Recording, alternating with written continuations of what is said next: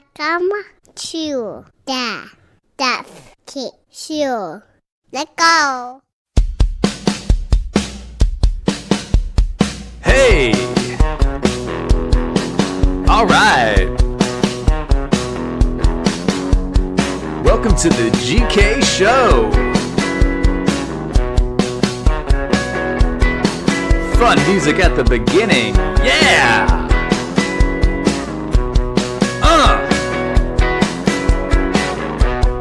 Hope you're having a good day. Let's start the pod.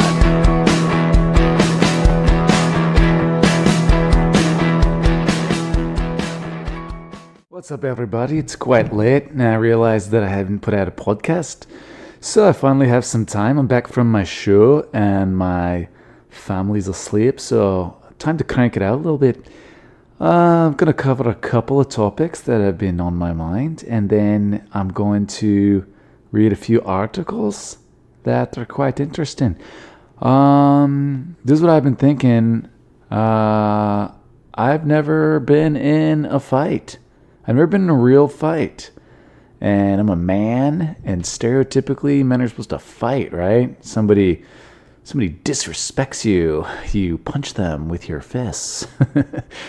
Why have I never been in a fight? I don't want to be in a fight. That's probably why. I don't feel there's a lot of good reasons to fight, especially growing up. People fight. It's just, I don't know. I mean, I guess, okay, so here's my fighting history. I guess when I say I've never been in a fight, now I think about it, that's not really fully accurate, because in I was in third grade, and I was over at my friend Phong Mai's house. That's two names. First name is Phong, Phong, Phong. His last name was Mai, I believe, Mai.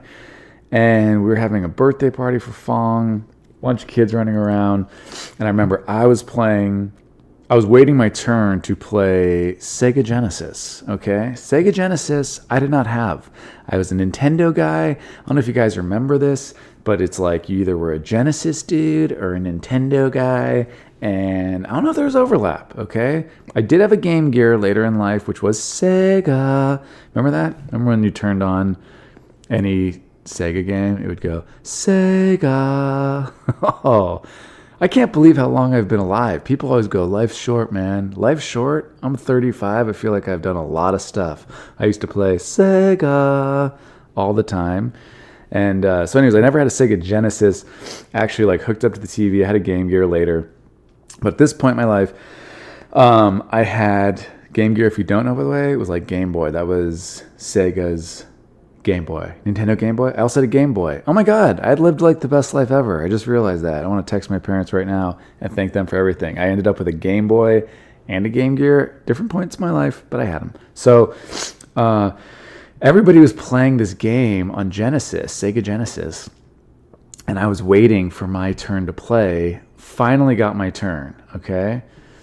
And I'm sitting down, crisscross applesauce, politically correct. How did that ever become Indian style? Is that how Native Americans sat? I don't even know. Let's call it Indian style. Now it's crisscross applesauce. So I'm sitting down and I'm playing, and this other kid who I think I was friends with this kid too. He was my friend too, Ryan Tran. Okay, that's clearly at an Asian party. Let's just get that out of the way. Phong Mai and Ryan Tran. But so Ryan was a little younger than me. I think he was in second grade, and he kept coming up to me and hitting me on the head with this plastic sword or something. And I think he thought it was funny, but it was pissing me off. He was hitting me kind of hard. And I was like, stop it, Ryan, stop it. And then he kept doing it. I was in karate at the time. I should have told you guys that, okay? This is not a fair fight for Ryan Tran. So I was like, stop it, leave me alone. But guys, I am in karate, okay? I am taught only to use it if need be, all right? I'm not supposed to just start going, I know karate, so I'm going to unleash on you because you slapped me with a sword. But he kept running over and laughing and doing it. And I stood up and I said, seriously, stop it, or something like that, right? I was like, leave me alone, right? I'm trying to play this game. And in my head, all I'm thinking is, I'm playing fucking Sega Genesis, dude. I haven't ever gotten to play Sega Genesis, and now I get to play it, and I'm going to get smacked by Ryan with a sword? I don't think so. I totally just thought I saw a ghost in my place. That freaked me out. I have all the lights off, and the TV light is the only thing I have. So luckily my TV is pretty big. It's a 205 incher. Yeah. It's made by Mitsubishi. No. So anyways, he kept doing it, and I finally got up, and I knew not to use my skills. You know what I mean? I know not to go all out with my punches and my kicks. So I finally, after warning him a bunch of times, I stood up and I gave him, I think I gave him like a soft punch in the stomach, right? And then he, like, it wasn't like anything. I went like probably 30%, so it was basically nothing. And then he came back and I gave him like a half punch. I remember this very kind of sort of clearly. I gave him like a 50% punch, right? And then like he was like down, like not down, but like he was like, ugh, for like a couple seconds. And then he came back again, and I gave him a real one, right? Boom, solar plexus, bam, came up at the right angle, right? And then I remember he like hunched over. He might have fallen down. I don't remember. And I didn't want to do this though, guys. Okay. I like how I started this with saying I've never been in a fight. Now I'm talking about beating up some kid who was a year younger than me when I was in third grade. So whatever, long story short, then he gets up from that. And I was like, as I was doing it, I was like, hey man, like just leave me alone. You know what I mean? Like he was bowling me basically, but I was just finishing what he was starting, and I was trying not to let it come to that. So he like ran at me once like he finally got up, and I thrust kicked him. I was in karate, thrust kick, boom, with the ball of my foot right in his chest, and he, the way I remember it, flew back. I might be embellishing that, but I've always remembered it that he flew back like in a movie. So then what happened was, listen to this shit. Now this is becoming a referendum on Phong Mai's dad. He goes and tells Fong's dad that basically I'm punching and kicking him for no reason or something. So Fong's dad comes up to me and goes like, oh, you punched Ryan? Sorry guys, I'm staying up for you obviously. So he goes like, you punched Ryan, so now he gets to punch you. And I was like, what is happening right now? Like this guy's beating me with a plastic sword, and I kept telling him to stop and warning him, and then finally I had to defend myself, right? So you know what Phong Mai's dad did? God, I hope somebody who knows this guy, knows where he is, figures this out. I'm third grade, I'm 8. He held my arms behind my back and told Ryan that he could punch me. That's what an adult man did. Okay, guys, I have kids. I do not see myself ever taking somebody else's kid when their parents, especially when their parents aren't there, and I'm in charge of them, and going, I'm going to hold your little 8-year-old arms behind your back and let somebody punch you because I heard a story from one person who I'm choosing to believe wholeheartedly is the most honest little second grader alive, Ryan. So that's what happened. And then Ryan tried to punch me, but he didn't have much left in the tank after I beat his ass. So it wasn't a big deal. So that was one situation where it's sort of a fight, but not really. And then another one, 5th grade. What was this kid's name? Zach? I can't remember. But I can't remember what was going on. But this is like in front of a teacher, so I don't really think it could be considered. Was it recess? I don't know. We were playing baseball or something, and he kept messing with me. I forgot what he was doing. And I just grabbed him, kneed him in the stomach, and then like tripped him. I'm doing karate moves, okay? So anyways, as an adult, as a teenager, I've never been in a fight, okay? I've never wanted to be in a fight. People have definitely wanted to beat my ass though, but I have never let it come to that because I just don't think it's worth it. I still don't.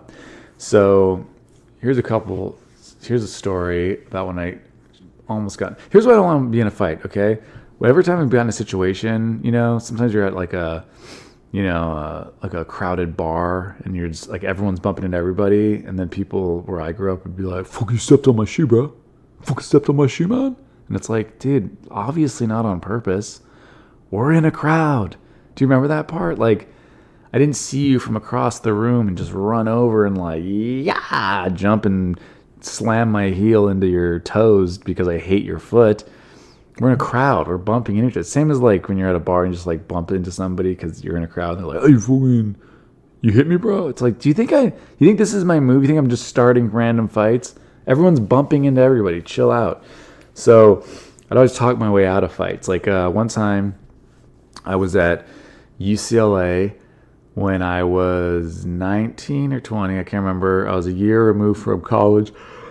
Oh my God. Who wants to listen to me yawn? So we're a year removed from college. And my brother at the time lived on Frat Row at UCLA on Gailey. But he didn't go there, but he lived there. And so I went up there with a buddy. And we got drunk. And we were like walking to the parties. And I'm walking down the street. And these two girls are in front of us. And they were by themselves by the looks of my drunk eyes. So I said, hey, what's up? Where you going? These two big dudes behind us go, I wouldn't do that if I were you. And I honestly thought that they were saying that because they were trying to let me know, like they're trying to be cool to me, like, hey, man, those girls, we already tried to talk to them. They're kind of stuck up. They're little, B words. Don't even waste your time. That's what I thought the guy was trying to convey. Clearly he wasn't. So I kind of look back and I'm like, oh, no, I got it. And then I say to the girls again, like, oh, where you guys going? And the guy was like, I really wouldn't do that if I were you. And I turn around and I go, bro, I'm trying to get laid. Like I said something like that, right? Next thing you know, and then I'm like, where are you guys going? And then the guy's just like in my face, right? And there's like a crowd around because everyone's like, we're about to see a fight. This dude was big. I don't remember what he looked like. I just remember he was way bigger than me.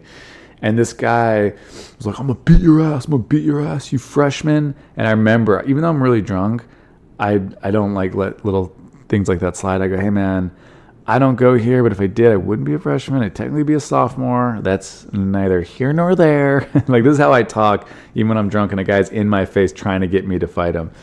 And he was like, dude, I'll fucking kill you. But, like, he's so upset. Like, those were his girlfriends and, whatever. Oh, that's what I said. I said to him, I'm like, hey, man, I thought you were just... Oh, then, when he's in my face, I go, dude, it's a misunderstanding, man. It's just a misunderstanding. And then I go, I thought you were trying to tell me that they're bitches. And then he goes, you call my fucking girlfriend a bitch? I'm like, oh my God, dude, misunderstanding on top of misunderstanding. What's going on here, right? And so he's in my face. His friends are literally holding him back. And the guy was just like, he kept saying he's going to beat my ass. And I just go, look, man, like even though, it's kind of scary, I guess, like you don't want to get your ass kicked, but I also don't want to back down and look like I'm weak, so I just stood there, didn't back up or anything. But I'm like, look, dude, I don't want to fight. You want to fight? I don't want to fight. What's going to happen here, dude? You're going to start punching me? I'm not going to punch back. I have no reason to punch you. This is a misunderstanding. I get why you're upset. I go, but I'm not going to punch back. It's just going to be punching a guy who's not even fighting back. It's just going to look weird. that like freaked out his friends. Like, this guy's strange, man. We got to get out of here. Like, just let it go. It's a misunderstanding. Like, they were convinced. They were like, yeah, this is going to look weird. Like, what's the scene? You know what I mean? You're not going to look like a big champion just punching a guy small. Oh, I also said this to him. I go, why would we fight, dude? I go, it's a misunderstanding. I remember saying, I go, why would I fight you? I go, I'll probably lose. Like, I go, I might win. I go, you're a lot bigger than me. You know what I mean? I go, I'll probably lose. Like, maybe I'll win, but chances are I'll lose. I go, and I don't want to fight anyways. So, like, the fact that I already granted him that he'd probably win the fight also kind of diffused a lot of it. And it was just so funny because his friends did eventually go like, hey, man, let's just let it go, man. It's a misunderstanding. I'm like, yeah, fucking misunderstanding. Jeez, what is so difficult about this? So, so I don't like fighting, It's like, just what are you going to do? Punch? Like, I'll fight. Like, if somebody, like, was really did something where I needed to stand up for my wife, for my kids, my parents, yeah, I would fight if the circumstance is like, you need to fight. It's, when people say fight or flight, they say that's like the animalistic instinct is fight or flight. Well, I read in one of my body language books back in the day that it's actually that people say that reversed because it just sounds better, fight or flight, It's really flight or fight. The animalistic instinct is to avoid danger, and unless you have to fight, unless you have to be confronted with danger, animals, and we're animals, like there's no, like the first move is avoid it. You know what I mean? So if you can avoid a fight, avoid it. There's your little PSA for today. Sega.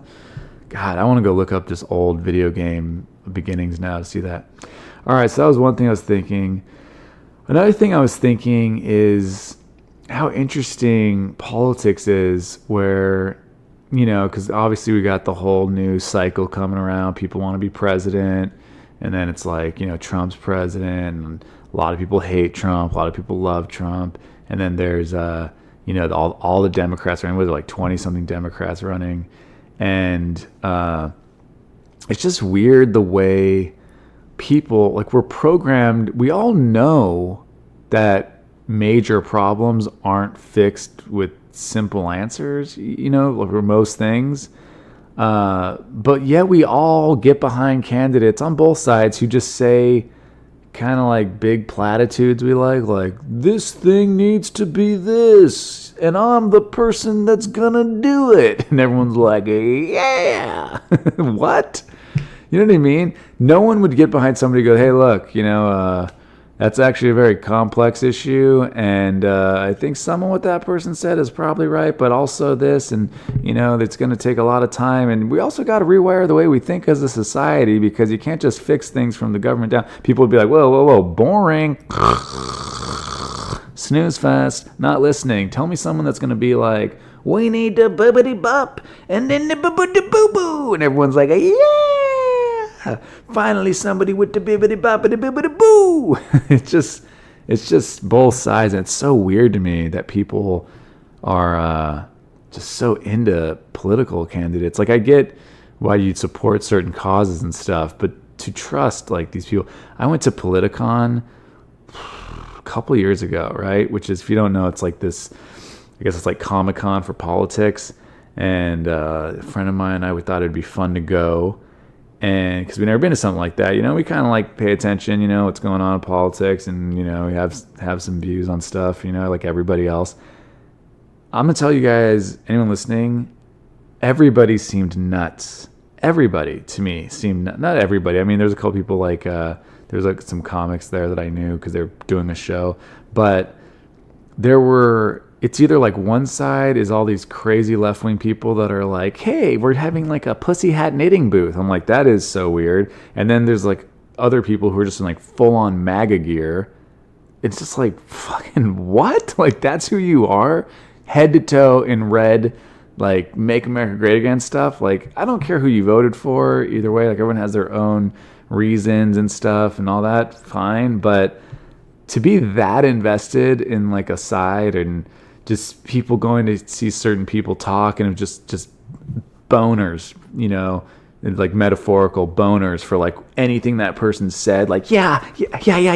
And there's like these debates they have, or discussions, where it's just filled with either like one side is, I watched a little bit of one of them that I wasn't at on YouTube later, and it was who is it? This guy Hassan Piker, who's from the Young Turks. And so they're like real left wing. And then this guy, Charlie Kirk, I think, he was debating, who is, he's from a conservative group called Turning Point USA. Oh my God. Like, the audience is just filled with a bunch of people who are fans of Hassan Piker, because he's on the Young Turks, which is a very popular, channel, YouTube channel, or maybe it's on I don't think it's on whatever. Very popular thing. Very popular show. And then Charlie Kirk is like got the conservative people in the audience that are all fans of his. But it's like no one, like I should say no one, because I guess I watched it, on YouTube. But like, it seems like in the audience, it's just mostly everybody's got their mind made up. No one came to listen to anything. And I will say, both those guys, terrible. Like, it's just pathetic. The representatives for ideologies that people, like the people that get propped up. That guy Charlie Kirk was like completely losing his cool, and then the Hassan guy came off like a douchebag, because he was like, oh, come on, dog, come on.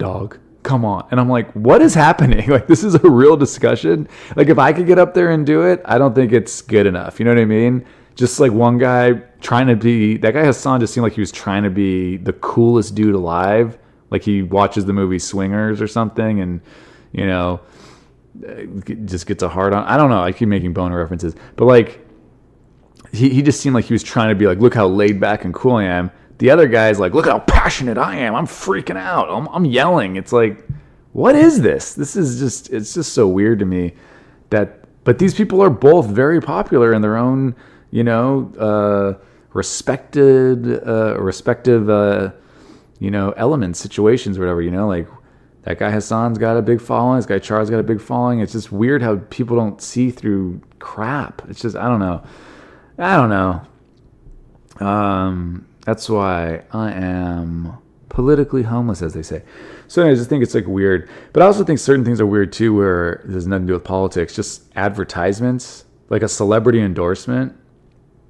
I understand if there's a new product and a celebrity is, gets behind it. They're an investor. They get a piece of the company because they get to push it and they actually like the product. Like, oh, this is cool. Like, say you're an athlete and there's some new, arm sleeve thing that really does have, some science behind it and it's helping heal whatever. I'm just making shit up. But like, say there's something like that. I get that, you're like a brand ambassador for that thing. But when we just see, LeBron James or whoever, just like, oh, I drink Sprite. Why does that make anybody else want to buy Sprite? Like, to see a celebrity doing it. I'm not trying to single out LeBron James. I'm just saying in general. Or, when there's like some hot model, like Sofia Vergara does like a shampoo commercial or a makeup thing, or, you know what I mean? Like, I get it, but I also don't get it. You know what I mean?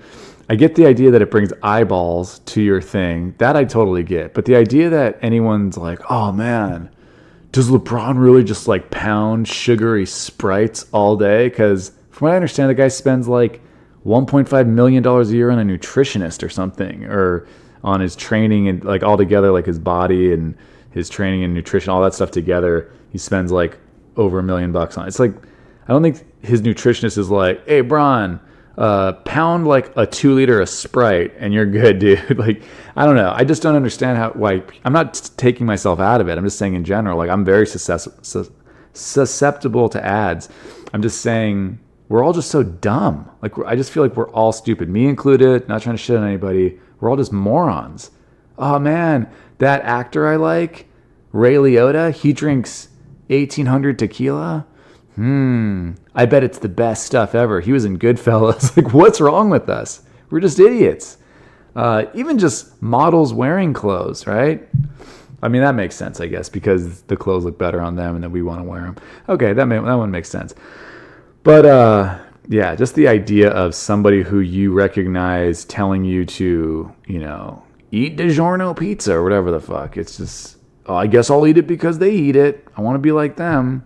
But people are dumb. I remember, this is the true story about how I first found out who Kim Kardashian was. This guy who's friends with my buddy, Sean, goes, he was like, dude, we were at the club last night. This is a long time ago. He's like, we were at the club. So cool, man. Kim Kardashian was there. And the only time I'd heard the name Kardashian was Robert Kardashian, Kim Kardashian's father, who was one of OJ's lawyers and good friends. And so I go, who's Kim Kardashian? I go, is that like Robert Kardashian's daughter or something? And he goes, dude, who's Robert Kardashian? And I was like, one of OJ's lawyers, Robert Kardashian. And then he goes, I don't know, bro. He's like, she fucked Ray J. And I go, Ray J? I go, Brandy's little brother? Because this is like how I know these people. And he just goes, yeah. And I go, oh, so she was at the club? I go, what's the point of the story? I go, did you like hang out with her or something? Do you talk to her and you meet? Like, I don't get it. You get her number? He's like, nah, dude, but she was there. So to this guy, nice guy, by the way, not taking anything away from this guy, to that guy, his night was better because he was in the same building as somebody who is just a rich kid who hobnobs with like Paris Hilton and shit and fuck Ray J.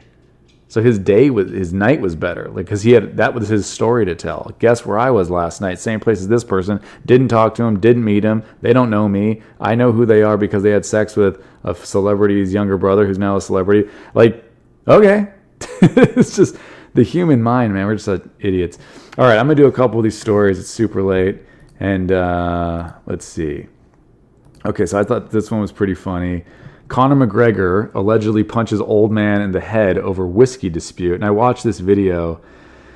The best part of this video is, I don't know what's going on in there. You can't really, there's no audio. You can't really see. Or maybe I was watching with my audio off. Anyways, Conor McGregor ends up just like reaching across a guy at the bar who's sitting at the bar, and Conor McGregor standing up, and with his left hand just socks the guy on the side of the head. Here's the thing. The guy, they call him Old Man.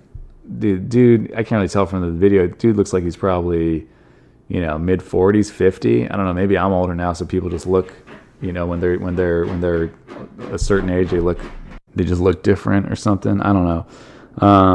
But yeah, maybe I just can't gauge age anymore. But I think that guy should sue for people calling him Old Man. Number one, he's like, hey, I'm not old man. I'm like in the prime of my life. I got a second wind. I take supplements. I train every day. But it was really funny is the guy didn't even like, Conor McGregor looked like he caught him pretty good, even though he reached over somebody. But the guy didn't even go down. He didn't even look that fazed by it. Maybe the video cut out a little too soon. But don't you think if Conor McGregor socks you in the side of the head, like sucker punch, by the way, this guy was not squared up or anything, just sitting at the bar, don't you think you should fall off the stool? Conor McGregor, shouldn't you be dead? Shouldn't your head fly off your neck and then bash into another guy's head and knock that guy out? It's Conor McGregor, dude. So pretty interesting. Let's see. I'll read the article because I just watched the video earlier. Conor McGregor doesn't take too kindly to people who insult his whiskey. In April, McGregor punched this happened in April, and it's news now. In April, McGregor punched an older man. Oh, now he's older. Well, older than McGregor doesn't necessarily mean old. Older man at a bar in Dublin after the man declined to sample McGregor's whiskey. Oh, I did see in the video McGregor was like pouring people. He like ordered a bottle from the bar, it looked like, and then he was pouring into glasses.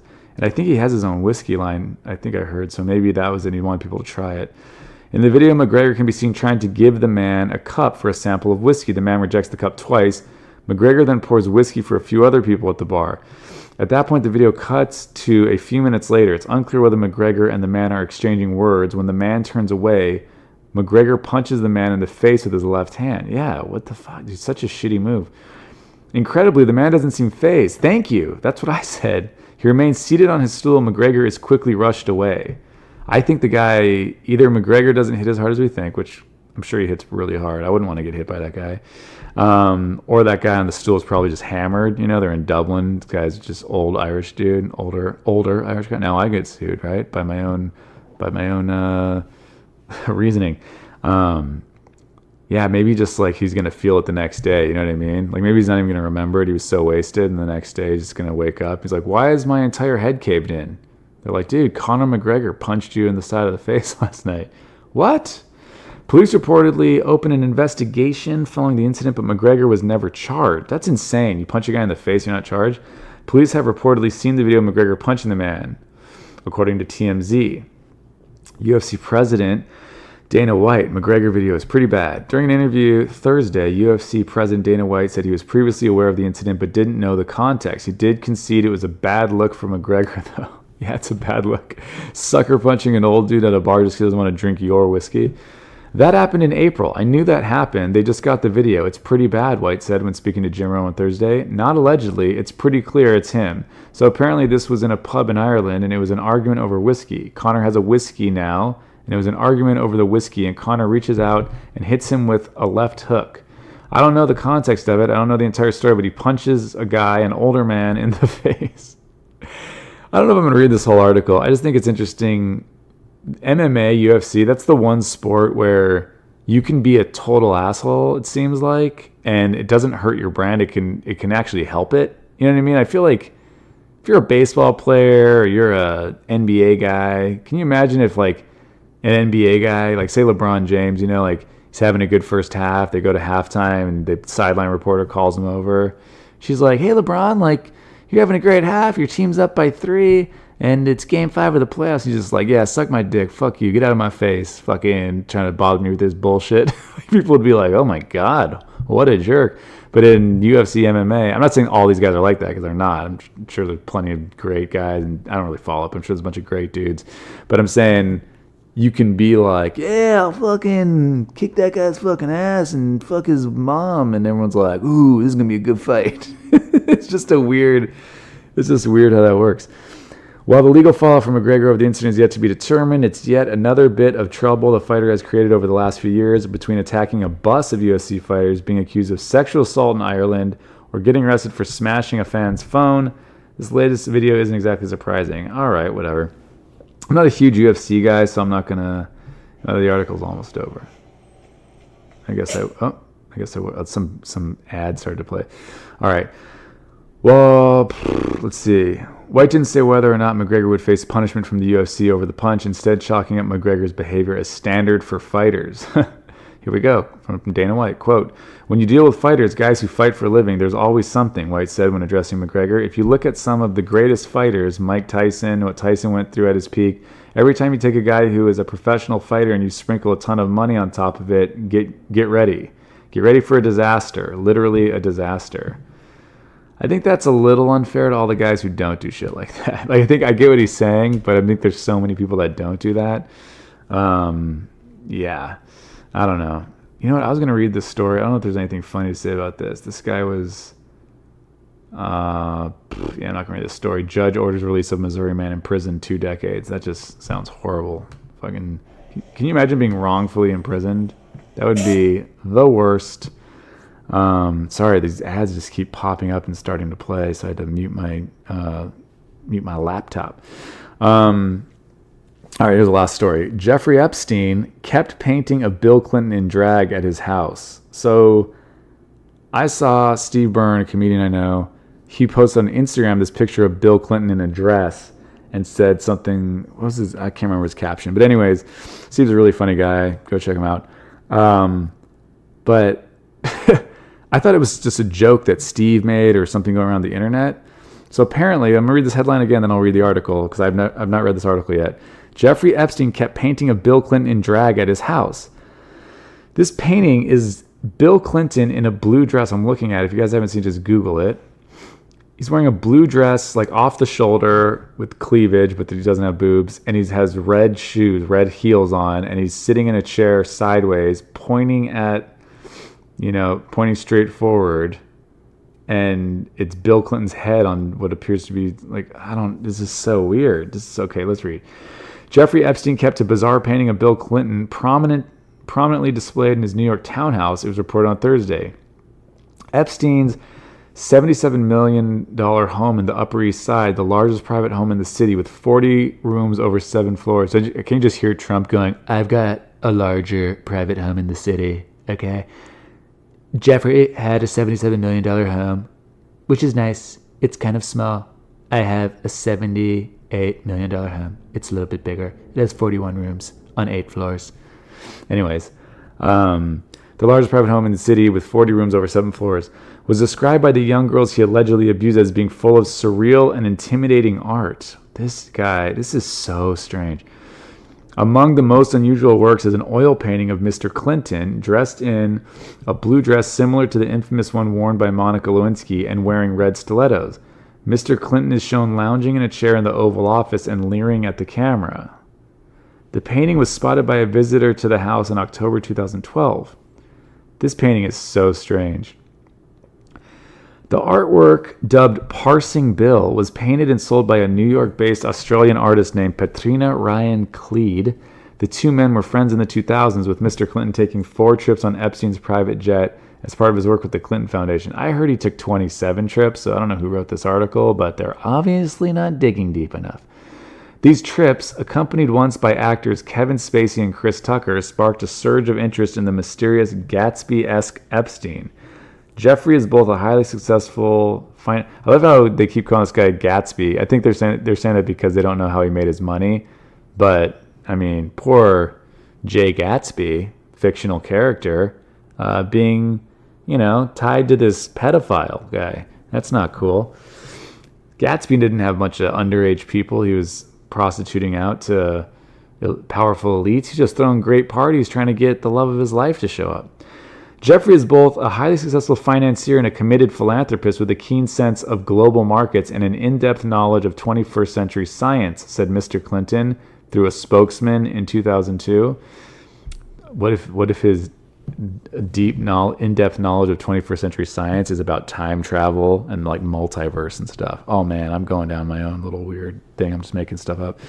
I especially appreciated his insights and generosity during the recent trip to Africa to work on democratization, empowering the poor, citizen service, and combating HIV/AIDS. Mr. Clinton also met the financier at his New York home, although he never visited Epstein's ranch in New Mexico, waterfront home in Florida, or his private island in the Caribbean. Well, some people on that island say that they've seen Mr. Clinton there, Mr. President Clinton. Who knows? The pair appeared to grow apart, however, and were not seen together in Epstein's later years after he was charged by police in Florida in 2005 for prostitution of a minor. A spokesman for Mr. Clinton. Why do they keep calling him Mr. Clinton? Don't you call him President Clinton if someone's been president? That's weird. A spokesman for Mr. Clinton said after Epstein's July 6 arrest that the former president was completely unaware of Epstein's, quote, terrible crimes and hasn't spoken to the ultra-wealthy sex offender in, quote, well over a decade.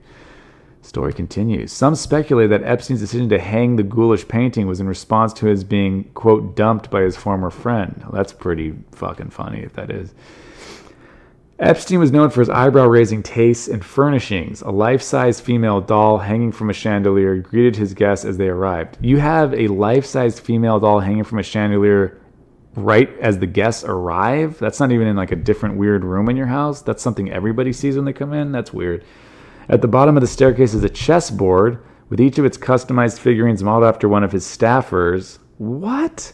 And, quote, dressed suggestively, a visitor told the New York Times. So all his staffers are pieces on a chessboard? Oh my God, this dude's such a weirdo. That's so crazy. The entrance hall, as I love how I'm calling him a weirdo, that maybe he's just on some weird, crazy level we don't even know about. Maybe he was a puppet for something else. I don't know. I don't think we'll ever know. The entrance hall is decorated with, quote, row upon row of individually framed eyeballs imported from England. Vanity Fair reported 2003. Are those real eyeballs? Framed eyeballs imported from England? What does that even mean?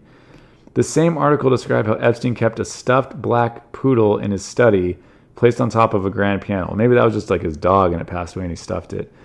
Quote, I want people to think what it means to stuff a dog, end quote, Epstein told the magazine. Okay, now I'm lost. That is the end of the article. Okay, well, you know what, guys? That's it. I'm super tired. I'm fumbling words. Can't think of the right word for what I'm trying to say. I'm going to put this one up. Hope you guys enjoy. Please rate the podcast 5 stars if you haven't already. It's so quick. I see more and more people are listening, which is really cool. Please just take a moment, rate it 5 stars. If I share something on social media, which is at Jeff Keith, GeoffKeith, please do me a favor, comment, like it, share it. All that stuff helps. I hate having to say it. It's the world that we all live in, and I don't know how I feel about it. All right, guys. Thanks so much for listening. Really appreciate it. Hope you have a great, great weekend. I'll try and get as much content out as I can. Thank you for listening to my daddy.